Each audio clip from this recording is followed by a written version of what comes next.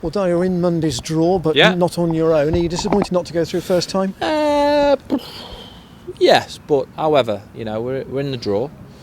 I thought, massive credit to Crawley. They had a right good go and defended superbly as a team. It's probably, the only time this season for me that we haven't quite got it going in the final third. We've dominated a lot of territory in the game.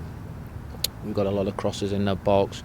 But for me, the final pass today wasn't quite there. But I'm not going to be overcritical of my forward-thinking players because they've been outstanding for me so far this season. And it's always going to be a difficult cup tie. Always is when you come away from home. Disappointed that other than probably a 10-minute period in the first half and maybe a 10-minute period in the second half, we've dominated the majority of the ball. And Lee Brown's rolled free kick struck really sweetly. It was, but then we had a chance to be very, very clinical to hit him on the counter-attack on 3-4 occasions, and that's my biggest disappointment, that we weren't ruthless after that, because I think if we'd have got the second goal it'd have been game over, if I'm honest, today. But credit to Crawley, massive credit to those. They've come in as the underdogs and put a right shift in. It shows your standards that you're a bit niggled that you haven't won, even given the fact that your forward players have done so well this season. Yeah, no, we are. I want to win every game, but I've told the boys not to be overcritical of themselves.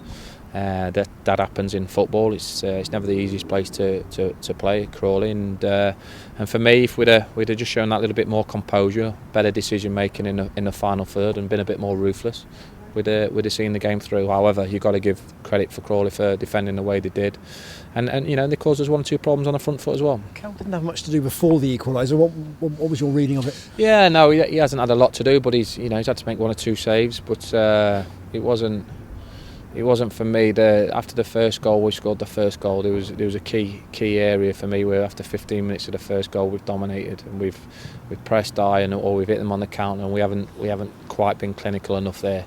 And that's probably my biggest disappointment today. But I'm certainly not going to be overcritical of my players. Delighted to be in the round two draw. Do you know what I mean? We're in the second round draw, and I'm sure we'll pack out the men because it's a cup competition we want to do in a week Tuesday.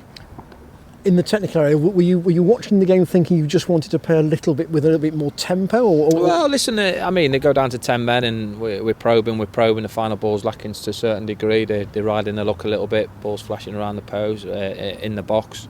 So we were penned in, wasn't we? We hadn't penned in for even majority of the game. With 11v11, we were pretty dominant. Yeah, they looked a little bit dangerous on the counter attack at times, but certainly not too disappointed in the display. And certainly not going to be overcritical of my forward-thinking players today. Ram's shot at the end was probably the closest you came in that last period where they were down to 10. The keeper makes a good save from Luke James as well. He scrambles it away, doesn't he? And takes a bit of a deflection. I think the key thing for me is in the 3 games in a week, not just today's game, is that the territory and the dominance of the ball is very pleasing to see for a manager. And when that happens, you have to be clinical in the final third. But what that happens is you get plenty of opportunities to get the ball into clinical areas in the final third, and that's been the pleasing thing.